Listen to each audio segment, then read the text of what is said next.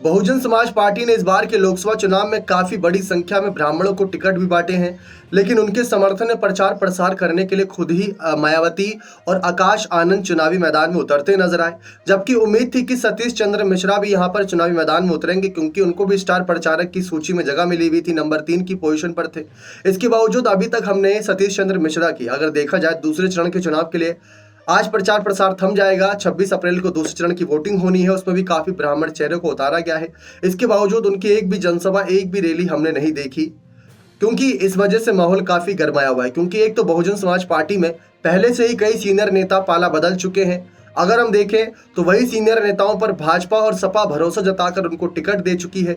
वहीं दूसरी तरफ बसपा, भाजपा, सपा और कांग्रेस के खिलाफ तो लड़ ही रही है। साथ ही जो उनके पुराने नेता पार्टी में रहे थे, जैसे बाबू सिंह कुशवाहा की बात कर ले, लालजी वर्मा की बात कर ले, या बात कर ले हम स्वामी प्रसाद मौर्य की, या बात कर ले हम और भी बड़े चेहरों की, वह सभी आज बसपा के खिलाफ नजर आ रहे हैं। बसपा के खिलाफ भाजपा या सपा किसी अन्य पार्टी के साथ टिकट लेकर चुनावी मैदान में है, तो वहां पर एक बड़ी मुश्किलें बनी हुई है। लेकिन अगर हम देखें, सतीश चंद्र मिश्रा की नाराजगी भी 2022 के बाद से ऐसी खबरें थी कि वो भाजपा ज्वाइन कर सकते हैं, काफी ऐसी अटकलें लगाई गई थी, लेकिन वे बसपा के साथ ही बने हुए थे, बहन जी के साथ ही बने हुए थे। अब साथ बने हुए हैं, लेकिन साथ नजर क्यों नहीं आ रहे, सवाल बनना है। क्योंकि मायावती ने अगर हाल फिलहाल में देखें तो मायावती के बाद सबसे बड़े नेता पार्टी के अंदर सतीश चंद्र मिश्रा थे। जी हाँ, ये बात आप सबको ही पता है कि सतीश चंद्र मिश्रा की भूमिका बनती थी मायावती के बाद, क्योंकि बाकी नेताओं ने तो साथ छोड़ दिया था। अब ऐसे में स्टार प्रचारक की सूची आई और उत्तराधिकारी बनाने की जब बात आई, तो मायावती ने अपने भतीजे को आईक्यू कर दिया। यानी कि जब स्टार प्रचारक की लिस्ट आई तो उसमें मायावती के बाद नंबर 2 की पोजीशन पर आकाश आनंद थे।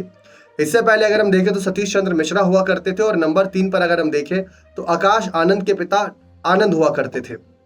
लेकिन आकाश आनंद की अचानक एंट्री ने चारों तरफ हो हल्ला मचा दिया, और ऐसे में सतीश चंद्र मिश्रा ऐसा नहीं कि बिल्कुल ही नाराजगी जता रही हो, सभी चीजों से दूर हो। हमने उनका सोशल मीडिया अकाउंट खंगाला तो वहां पर देखा कि वो लगातार एक्टिव है। मायावती जो ऐलान कर रही हैं, बयान दे रही हैं, रैलियां कर रही हैं, जनसभाएं कर रही हैं, उनको वो पोस्ट कर रहे हैं। अब वहां पर वो एक्टिव है, लेकिन जनता के बीच एक्टिव नहीं है। जबकि इस बार 2007 वाली सोशल इंजीनियरिंग के सहारे बसपा चुनावी मैदान में उतरी है, ब्राह्मणों पर काफी भरोसा जताया है, उन्होंने काफी हद तक टिकट बांटे हैं। लेकिन उनके समर्थन में अगर एक समाज बड़े चेहरे को उतारा जाता प्रचार के लिए तो काफी इंपैक्ट पड़ता। लेकिन 2022 के विधानसभा चुनाव में सतीश चंद्र मिश्रा को बड़ी जिम्मेदारी सौंपी गई थी, वहां पर पार्टी को मुंह की खानी पड़ी। शायद इसी वजह से इस बार वे खुद ही दूर दूर नजर आ रही हैं। अब देखते हैं सतीश चंद्र मिश्रा की मौजूदगी कब नजर आती है, क्योंकि पहला चरण हो चुका है, 8 सीटों का चुनाव वहां पर हुआ था। दूसरे चरण में भी 8 सीटों के लिए आज चुनाव प्रचार प्रसार थम जाएगा, फिर 26 अप्रैल को वोटिंग होगी। लेकिन सतीश चंद्र मिश्रा की मौजूदगी को लेकर अब भी सवाल खड़े हो रहे हैं कि कहीं वो पाला बदलने का मन तो नहीं बना रहे, क्योंकि सवाल बनेंगे जब तक वह जनता के बीच नहीं आकर सारी बातें क्लियर करेंगे। अभी तक तो फिलहाल बसपा के साथ हैं, लेकिन आगे की रणनीति, आगे की क्या दाव पेच होंगे, क्योंकि राजनीति में कुछ भी संभव असंभव नहीं जैसा होता है। यहाँ पर कभी भी बड़ा खेल हो सकता है, तो उस उम्मीद के सहारे तमाम जनता, तमाम दर्शक देखेंगे कि बसपा के बड़े नेता क्या करते हैं। कहीं आकाश आनंद की वजह से वे नाराज तो नहीं है, या फिर वजह कुछ और है मंच पर न आने की। बने रहे चैनल के साथ। बहुत बहुत धन्यवाद।